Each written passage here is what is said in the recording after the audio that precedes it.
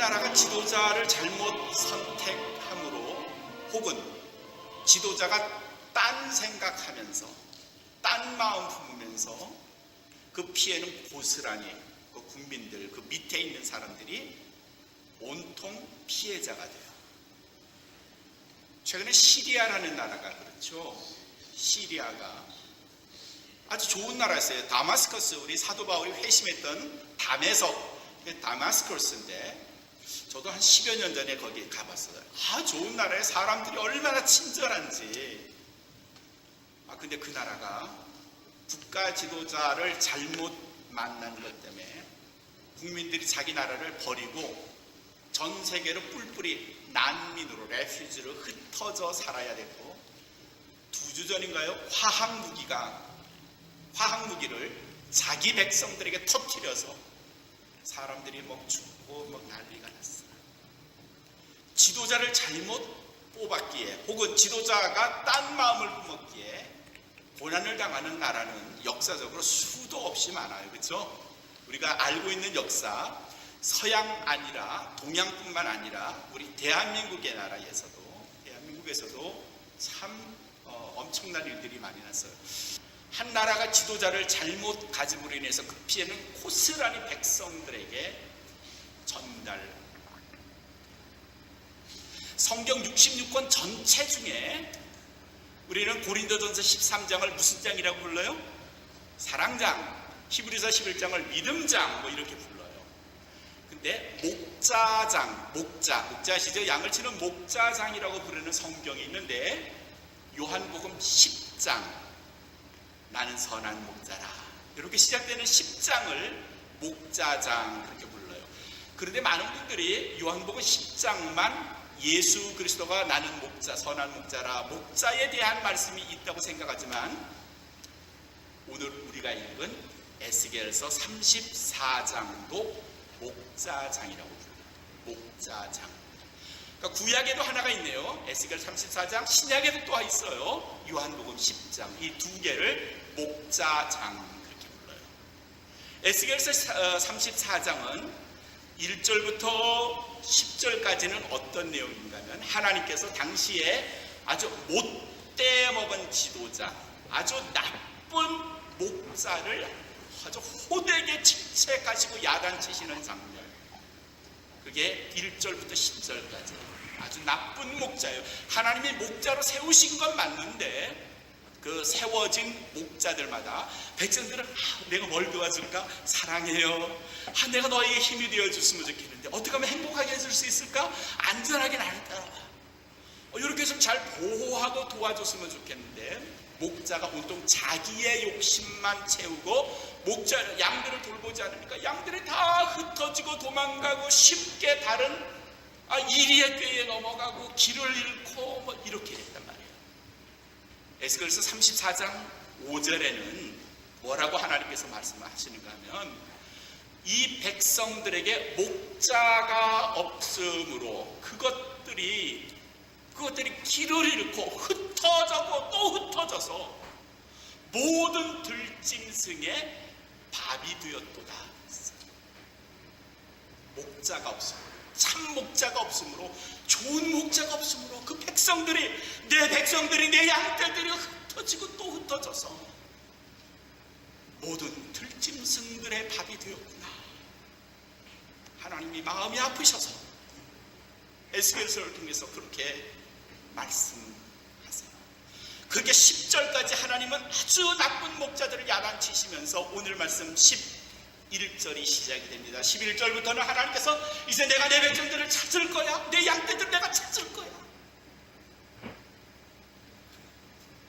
15절과 16절 두 절의 말씀을 통해서 나 주 여호와께서 말씀하시는데 뭐라고 말한 거면 내가 친히 내 양떼들을 위한 목자가 되리라. 하나님께서 세운 그들을 불러서 하나님이 목자로 세웠는데 믿을 만한 목자가 없는 거예요. 배신했고요, 자기 배만 세우고요, 자기 욕심만 세운 이들을 다 하나님이 물리치시고 말씀하시기를 나 하나님이 친히 내 양의 목자가 되리. 하나님이 목자가 되시는 사건이 일어납니다. 저 하늘에 계신 하나님이 우리 인간들을 믿을 수가 없어서 친히 우리의 목자가 되시겠다고 선언하신 말씀이 에스겔서 34장 15절의 말씀이고요. 말씀을 더 쭉 읽어 내려가면 23절에 하나님께서 뭐라고 말씀하시는가 하면 내가 목자 하나를 그들 위에 두어 그들을 내가 잘 먹일 건데 그가 누군가 하면 그는 내 종 다윗이라 그랬어요. 내 종 다윗. 에스겔서가 쓰여진 시기는요, 다윗 시대보다 앞에 있는 게 아니라 뒤에 있어요. 다른 말로 하면 다윗이 죽은 지 500년쯤 됐을 때 에스겔 선지자가 말씀을 선포했는데 내 종 다윗이 되리라. 그런 말은 그럼 죽었던 다윗이 다시 살아난다는 말일까요?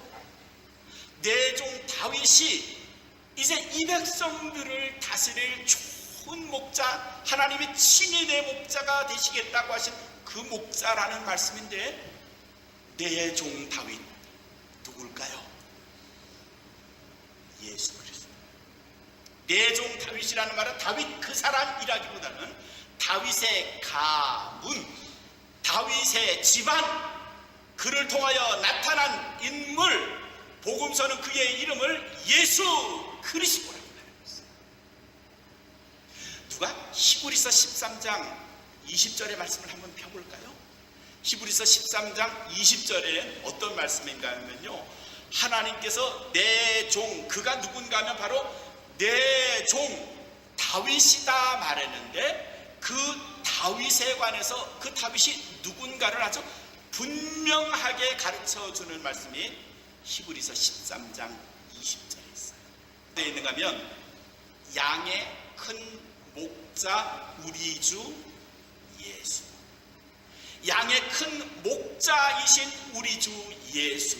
히브리서에는 하나님께서 친히 내가 너희의 친히 목자가 되리라 하셨는데 23절에서는 그가 누군가 하면 다윗이라 그랬는데 그 다윗 가문의 한 인물을 아주 구체적으로 우리에게 알려주는 말씀이 히브리서 13장 20절에 그가 누군가 하면 왕의 큰 목자이신 우리 주 예수.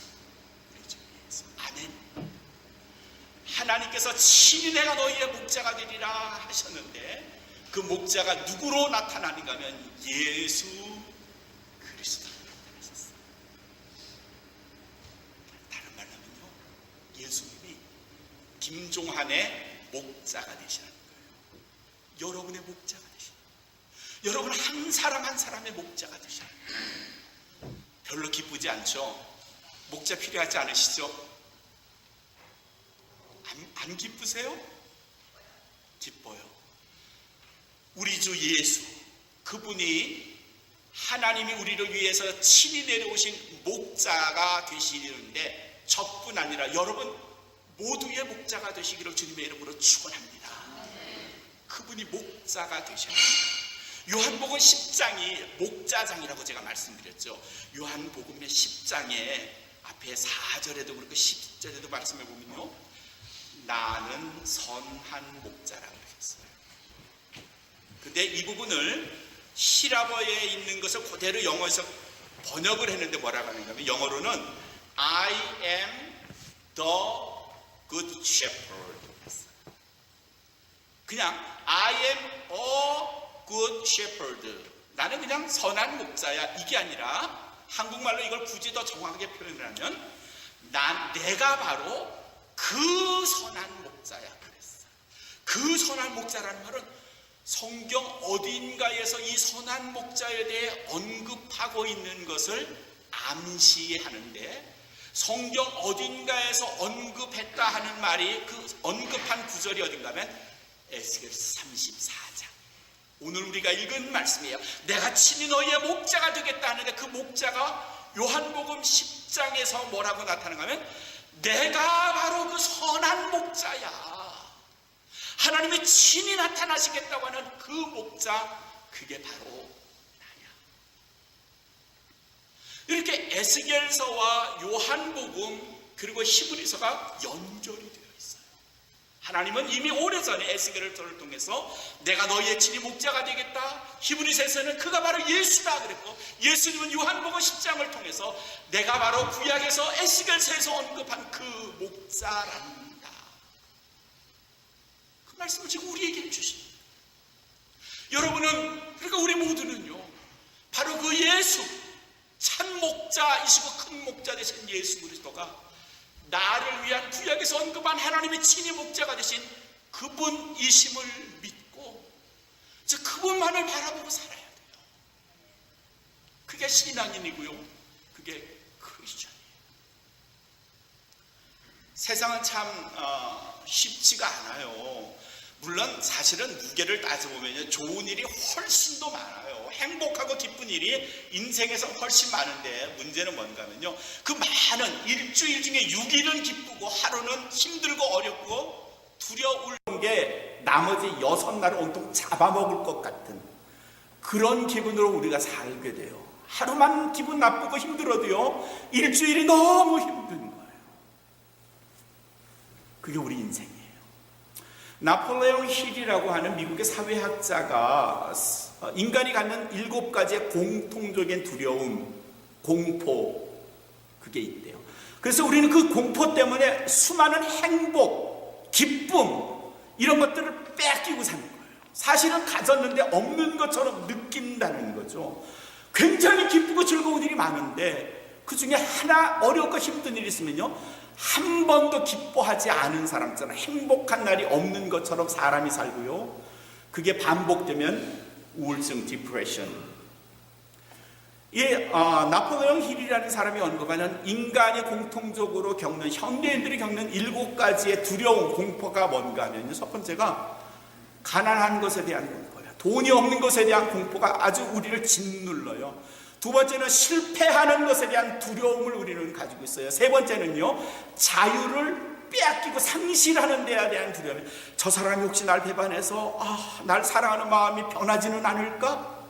이런 생각 우리는 공포로 가지고 있어요. 네 번째는요, 자유를 빼앗기는 것에 대한 공포예요. 인간이 가지고 있는 자유, 나를 제한할 수 없는, 내가 누릴 수 있는 이 자유가 어느 날 억압이 되면, 압박을 가한다면, 그래서 내가 꼼짝달싹 못하는 자유를 잃은 사람이 되는 것이 되면 하는 공포를 가지고 있어요. 다섯 번째는 뭔가 하면요, 질병에 대한 공포예요.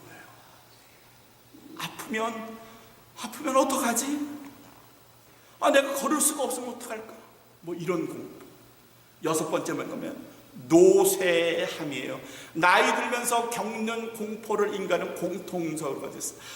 내가 작년에는 안 그랬는데, 내가 50대만 해도 괜찮았는데, 내가 60대만 해도 괜찮았는데, 유권사님 90대만 해도 괜찮을걸요? 노쇠에 대한 공포. 그리고 마지막 7번째가 뭔가 하면 죽음에 대한 공포. 죽음에 대한 공포. 시편 34편 19절에 다윗은 이미 이런 나폴레옹 힐이 우리에게 언급한 7가지 현대인들이 겪는 공포에 대해서 뭐라고 말하는가 하면요, 의인에게는 곤란한 일들이 많으니 어려운 일들이 많을 것이니. The righteous person have made many troubles. 의롭게 살려고 하는 사람에게는 힘들고 어려운 일들이 많을 거예요. 예언처럼 한 거죠. 이유는 뭔가 하면요, 정직하게 살려면 나는 내 안에 있는 또 다른 나, 욕망대로 욕심대로 살려고 하는 나와 끊임없이 싸워야 돼. 그렇죠? 야, 돈을 하나 주셨어요. 뭐 1전짜리는 우린 쳐다보지도 않는데, 예를 들어 그게 10불이고 100불이고 다발이고 지폐 다발이고 하면요, 순간적으로 내 안에 있는 나와 싸워요. 야, 저걸 가져? 아무도 안 보잖아. 주머니에 넣으면 아무도 모를 텐데. 이런 나와, 야, 그래도 성경은 그렇게 안 가르쳐줬잖아. 너 부모님에게 그렇게 안 배웠잖아. 선생님은 그렇게 하면 안 된다 그랬잖아. 이런 의로운 내가 싸워요. 그러니까 의로운 사람에겐요, 싸움이 많은 거예요. 끊임없이 그냥 뜯기고 치고받고 나 자신과 싸우는 거예요. 그래서 내 안에 있는 의로움이 나를 이기면 그는 점점 더 그리스도를 닮아가는 거고요, 하나님을 기쁘게 하는 사람이 되는 거예요. 의인에게는 어려움이 많아요. 곤란스러운 일들이 많아요. 그러나 하나님께서 내가 친히 너희의 목자가 되시겠다고 하신 이 말씀으로 그리스도를 내가 목자로 삼으면요, 더 당당해질 수 있고요, 이런 유혹으로부터 나를 자유스럽게 만들어 갈 수가 있어요. 우리 오늘의 말씀 마지막 16절을 볼까요? 그리스도께서 우리의 친히 목자가 되시면 어떤 일들이 일어나는지를 우리에게 이렇게 가르쳐 주세요. 첫 번째가 뭔가요? 그 잃어버린 자를 내가 찾으며 목적도 방향도 없이 길 잃고 미련스럽게 다니는 양떼들을 목자가 찾아서 산골짜기 시냇가 어디든 가서 찾아서 데려오시겠다는 거예요. 두 번째는요, 그 쫓긴 자를 내가 돌아오게 한대요. 하나님의 우리로, 그리스도의 우리로, 하나님의 편안한 품으로 다시 돌아오게 하시겠대요. 세 번째는요, 상한 자의 상처를 싸매어 주시겠대요.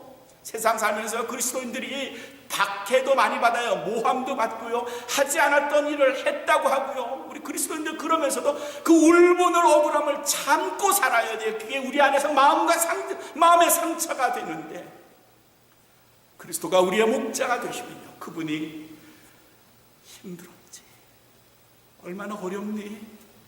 그렇지만 나는 알아. 나는 너의 억울함을 알아.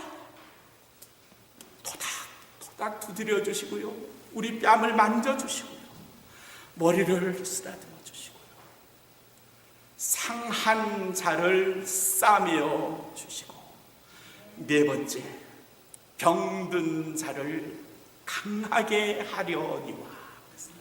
병든 자를 내가 강하게 하려니와. 그 말은요, 내 병을 내가 고쳐줄 거야. 병들었을 때 얼마나 허약했니? 그러나 내가 너의 병을 고쳐주고 너를 강하게 하리니. 사랑하는 여러분, 그리스도가 우리의 목자가 되시면 이런 변화가 있다는 말이죠. 로버트 허버트라는 친구가 체조 선수였어요. 내셔널 팀이에요. 국가대표 선수로 올림픽에 나가요. 준비를 하고 있을 때면 열심히 준비했어요. 체조가 되게 어려워요. 그게 쉽게 보여도 정말 돌고 잡고 올라가고.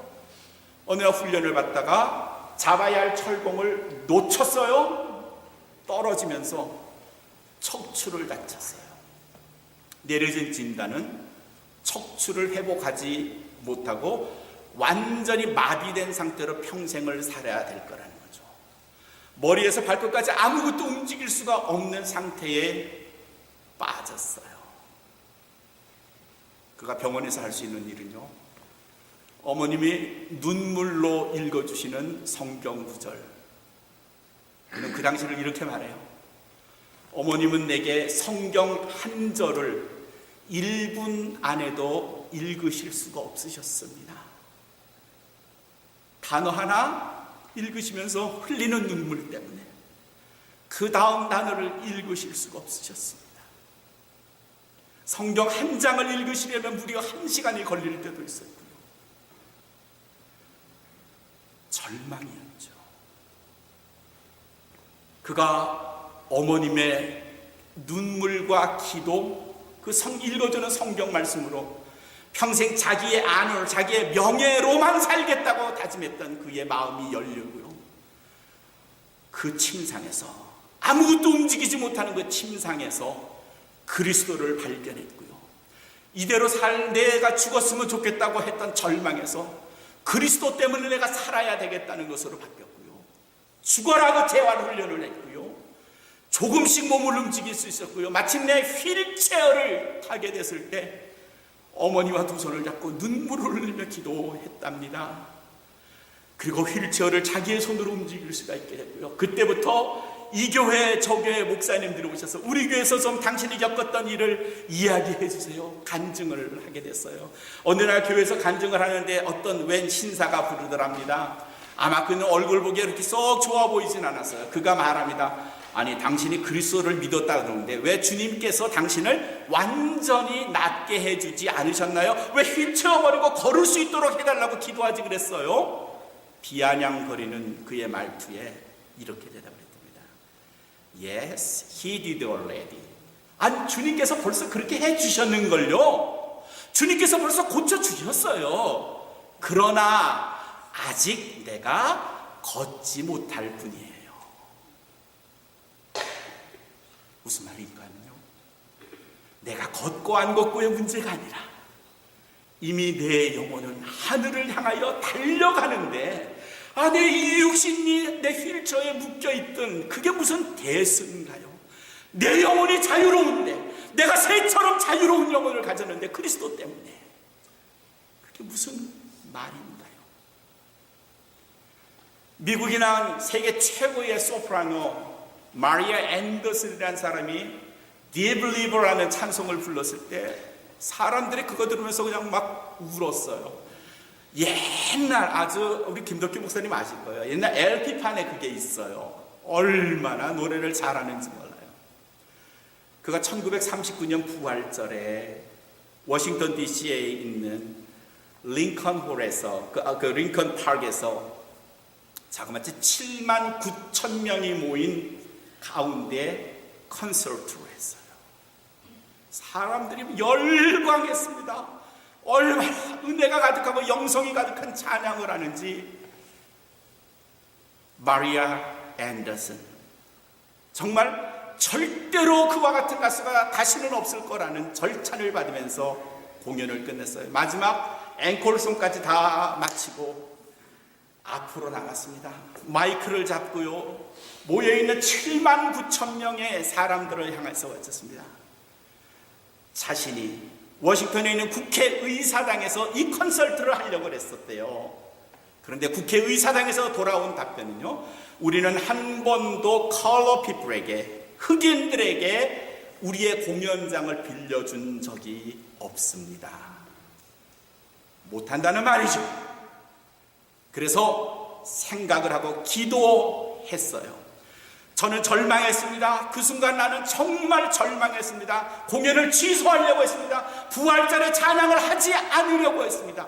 그러나 하나님은 제게 꿈을 주셨습니다. 그리스도는 저를 이곳으로 이끌게 했습니다. 국회의사당에 모여서 수천 명이 앞에 있는 그 가운데 찬양하는 것보다도 이 넓은 광장 7만 9천 명 여러분 앞에서 찬양할 수 있도록 저를 인도하셨습니다. I praise the Lord who is my good shepherd 라고 말했어요.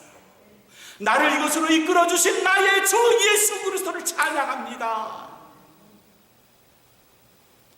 막힌 줄 알았는데, 그래서 절망했는데 그리스도께 매에 달렸더니 그분이 상상할 수 없는 곳으로 인도해서 7만 9천 명 앞에서 부활의 그리스도를 찬양했다는 말씀이겠죠. 사랑하는 성도 여러분, 힘들고 짜증나고요, 답답하고요, 아프고 고통스러울 때가 우리 가운데 참 많아요. 참 잘 안 될 때 많아요. 그런데 오늘 주시는 말씀에 힘이 돼요. 내가 친히 너의 목자가 될 거야. 양의 큰 목자 되신 예수 그리스도, 나는 선한 목자라. 그 예수 그리스도를 여러분의 목자로 삼으셔서, 우리 모두의 목자로 삼아서 주님으로 인하여 큰 기쁨과 소망을 얻으시는 우리 온마음교회 모든 성도가 되시기를 주님의 이름으로 축원합니다.